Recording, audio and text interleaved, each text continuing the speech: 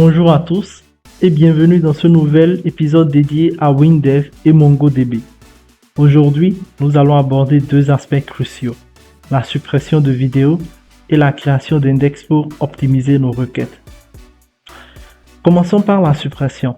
Dans toute base de données, il arrive un moment où vous devez supprimer certaines informations. Dans MongoDB, c'est un jeu d'enfant. Voici comment faire à partir de WinDev. Alors, nous avions deux vidéos. Nous allons en ajouter deux autres juste pour effectuer nos tests de suppression.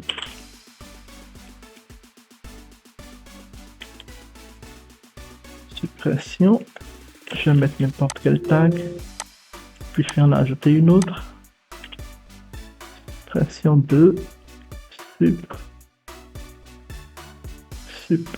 SP tout court. Voilà. Alors, on peut voir dans Mongo Compass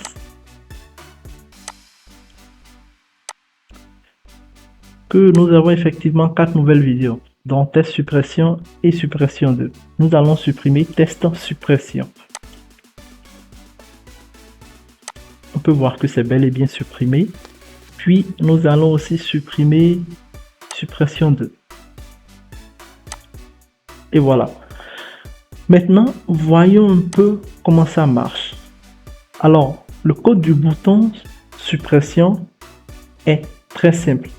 Vous appelez tout juste la fonction supprime1 qui se charge de supprimer un document.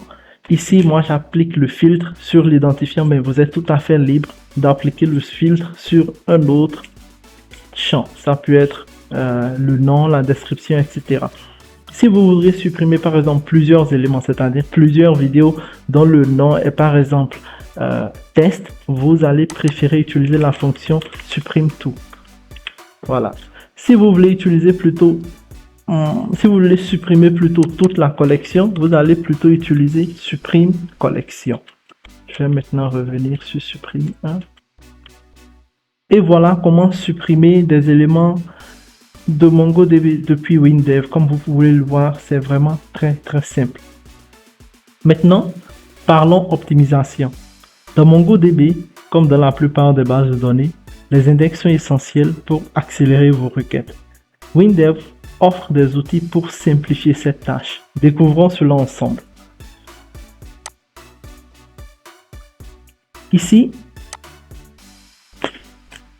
vous pouvez voir que nous avons la possibilité de créer un index depuis Mongo Compass. Vous pouvez voir que par défaut, vous avez l'index, le premier index, l'id, qui est toujours l'index créé par défaut par MongoDB. Puis vous avez la capacité d'en créer un autre. Ici, on peut choisir de créer l'index sur le champ name. Puis on peut sélectionner le type. L'index peut être ascendant, descendant. Ça, c'est plus sur les variables géospatiales. Longitude, latitude, et un index de type texte, c'est-à-dire par exemple pour la description, vous préférez un index de type texte pour accélérer les recherches parce que les informations textuelles qui peuvent être stockées seront beaucoup plus longues. Vous avez la capacité de sélectionner, de définir que c'est un index unique, donc dans ce cas il n'y aura pas de doublon, de spécifier un nom d'index, de créer un index de type TTL. Un index de type TTL, c'est ça vous permet en fait de définir une durée maximale après laquelle votre document serait automatiquement supprimé. Supposons que vous voulez que chaque vidéo reste maximum en ligne pendant 3 mois. Pour le faire depuis WinDev, vous serez obligé de faire une tâche cron ou de mettre en place une procédure qui va tourner derrière et vérifier chaque fois, peut-être chaque jour, les vidéos qui ont dépassé la durée de 3 mois, puis supprimer ces vidéos.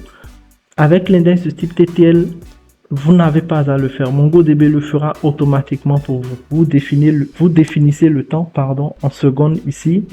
Et après ce nombre de temps, chaque document ayant dépassé ce temps sera automatiquement supprimé.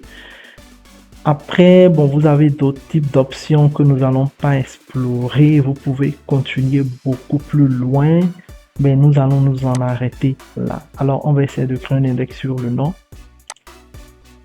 Alors, vous voyez bien que l'index a été créé. Et MongoDB nous dit, voilà, actuellement, il fait 16 kilobits et il n'y a actuellement aucun document qui utilise cet index.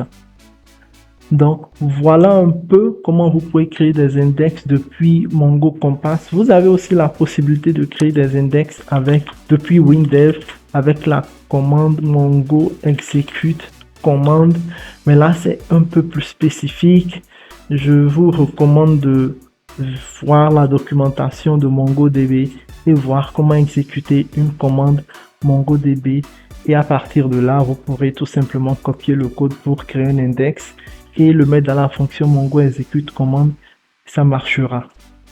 Et voilà, aujourd'hui, nous avons appris à supprimer efficacement des vidéos et à optimiser nos recherches avec des index. Mettez en pratique ces nouvelles compétences et voyez par vous-même la différence. N'oubliez pas de vous abonner et de liker pour ne rien manquer des prochains épisodes. À bientôt.